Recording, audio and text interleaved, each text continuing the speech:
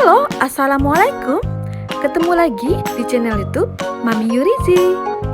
Nah Bunda, menu kali ini saya mau buat bakwan tahu atau bala-bala tahu. Bikinnya mudah dan rasanya enak sekali loh Bunda. Yuk Bunda, ikutin saya terus ya.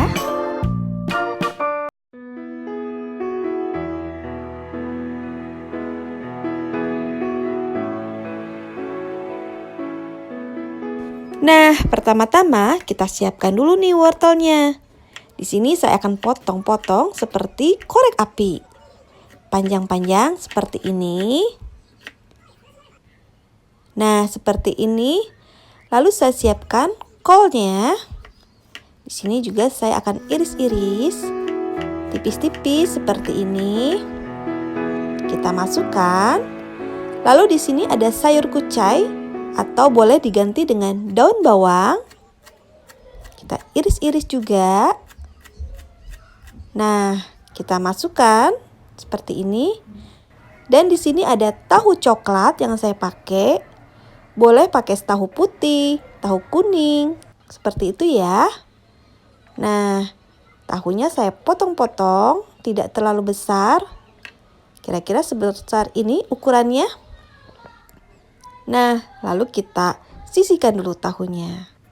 Setelah itu di sini ada bawang putih yang bubuk, lada bubuk, dan tambahkan garam. Tambahkan penyedap jika suka, sedikit gula pasir. Lalu tambahkan tepung terigu. Dan tambahkan lagi tepung beras 2 sendok makan saja. Setelah itu, tuangkan air seperti ini. Nah, kita adon atau kita ratakan semuanya seperti ini. Jangan sampai terlalu encer atau terlalu kental. Yang sedang-sedang saja.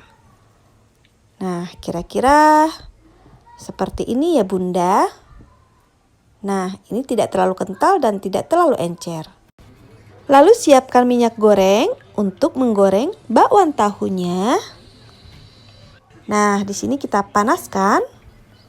Lalu kita masukkan tahu ke adonan bakwannya seperti ini. Nah, ini kita aduk-aduk seperti ini. Lalu saya mau mengambil 3 buah tahu saja.